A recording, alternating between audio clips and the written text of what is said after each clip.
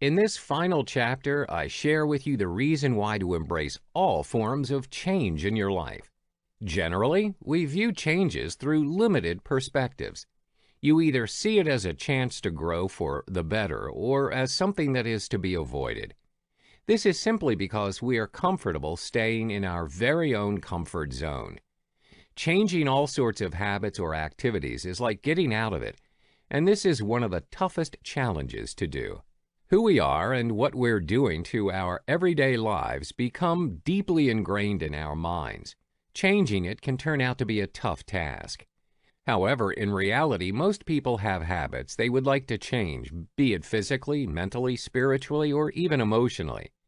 To be able to make the change, focus on the behavior you want to achieve and not the one you want to eliminate. The only way to change it is to look back and look at the issues that may have been affecting your perception in terms of your behavior. This will help both your conscious and subconscious to work in harmony. You have to write and rewrite your perceptions that limit you from being a better version of you. Once you have the behavior that needs to change, then we can look at how to initiate and maintain a change. There are 5 stages of change before it happens. Pre-contemplation. Here, a person has yet to uncover their problem, and they may try to avoid the subject. Contemplation. The person is aware of their problem, but unsure if they want to make a change. They realize they should have done things differently, but they have yet to achieve it. Preparation. The person is ready to make changes. They're not completely willing to, but they are ready to change. This occurs when change is unbearable. Action. Now, in this stage, the person gets ready to make changes. Maintenance. The affected person has to learn to maintain the changes and is cautious not to relapse, or else they have to go through the stages all over again. Now, do you remember the last time anything major happened to you in your life? Are there any past events that made you sad, angry, at loss? When these things happen, especially when we feel betrayed or let down by the people we love, it's easy to feel like we can never trust people again. The effect of 1 or 2 negative things in our life can cause us to spiral down. We may even lose confidence in our own ability to make good decisions. Being stuck in the past and letting the past manipulate our future is a major reason many people feel that their life isn't progressing. That's why acknowledging it is the first stage of healing. If you recognize some incident in the past is affecting your present actions, it's wise to seek professional help. There are effective ways to help yourself. First of all, remind yourself again and again that the past is the past and nothing can be said or done that will change what happened. Having acknowledged that, perhaps the past is what's causing you to have negative thoughts. You can change them to positive ones by focusing on a new beginning. Then try to see yourself not as who you were in the past, but as who you want to be in the future.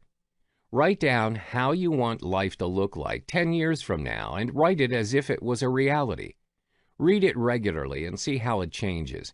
You'll be surprised at the result. Once you've acknowledged all the events in the past, take your time to plan and prepare yourself for the future change. This is you facing reality, and that takes courage. Not only will you feel great about finally facing the obstruction that hinders your growth, you'll learn to anticipate all possible scenarios by learning how to deal with them before they occur. Here are 3 ways on how to prepare for any possible changes that are coming your way.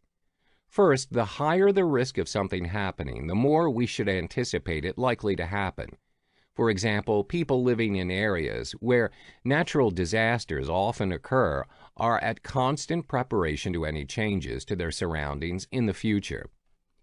Second of all, contrary to what people may think, being psychologically prepared for change is possible. For example, it is impossible to know what it will be like as a parent, but we can prepare ourselves by reading and identifying possible areas of concerns we may personally face in our new parenting role. Finally, we can also learn to plan our responses and thoughts in times of changes and challenges. Doing so provides us with invaluable training.